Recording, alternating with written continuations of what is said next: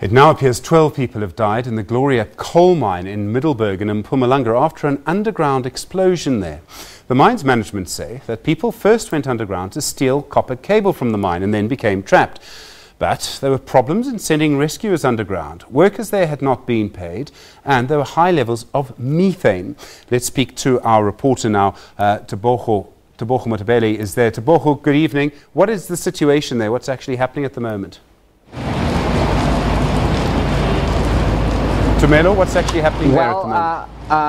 Stephen, you'd remember that about 9 days ago, that's when the incident of the explosion took place at Gloria Mine. That's when the mine, the explosion took place. That's when over 20 miners were still trapped underground, and those miners are still, and 15 of them are still trapped underground. 7 more were discovered today by the mine rescue operation that have been gone down to rescue those miners that are still trapped underground. 7 of them are still trapped underground. Even though the 7 were found by the rescue teams, they are still trapped underground because those miners they could not retrieve those illegal miners out, because those illegal miners, where they are, it's a very, very, very high level of methane gas that is in around that area. So the rescue team had to call off the rescue operation because of what is going on, because of the methane gas that is around that area where the 7 miners were found today. You would remember that 5 more miners were found last week. So it's bringing the number to 12 of the miners that so far have been found dead at that mine.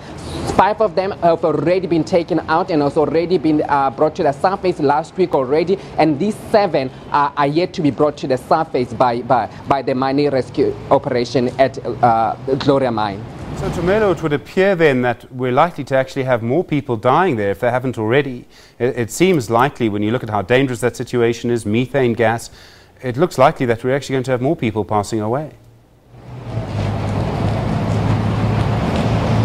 Well, Stephen, it's more likely for them to find more people dead underground. You remember that those 15 underground, they're still underground. So we don't know what kind of equipment they have with them to make sure that they protect themselves from the methane gas. The methane gas, let's just give our viewers a sense of the methane gas. And methane gas, it makes it very, very difficult for a person in around that area to actually breathe safely. It suffocates a person if you are in that around that area. So these miners that are still trapped, these 15 miners that are still trapped, the number of them could actually, the number of the death toll could easily rise if these miners are still underground there and are still in that area where they found the 7 miners, because that's where the concentration of the methane gas is at that point, because we are being told that the gas explosion was in an impact because it managed to destroy the concrete cement that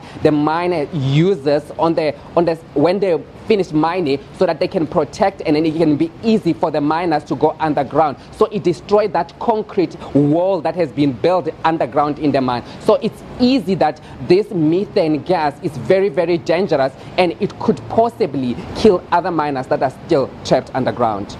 The situation at the mine, I mean, it's very difficult. Workers there haven't been paid. That's why it seems they almost try to frustrate the rescue at one point. Are workers there talking about this, or talking about their situation and about the people underground?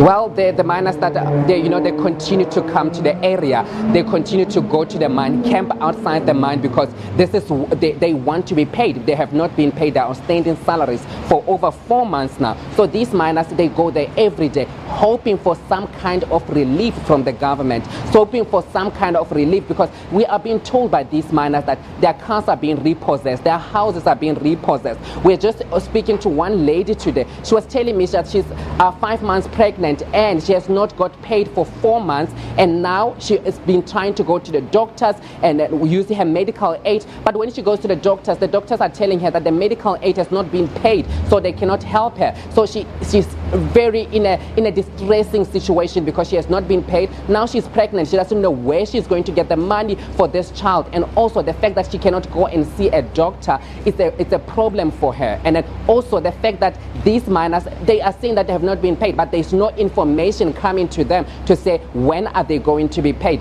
So they continue to go there to camp for some kind of relief. You remember last week they blocked in the mine. They said they would not allow any rescue operation to happen at the mine. So that's when the Mineral Resources Department obtained a court order stopping them and preventing them from entering the mine premises so that the rescue operation can continue without any disruptions. So the people are still trapped in, they are still standing outside to make sure that they continue to hear what they can also be helped with. But these miners, they go there, they're hoping for some kind of relief from the mine. They're telling us also that they you know what, they will continue to camp at the mine because all they want is their outstanding salaries. Right, Tumelo, thank you so much. Tumelo Mashoho, my many thanks for that live report there.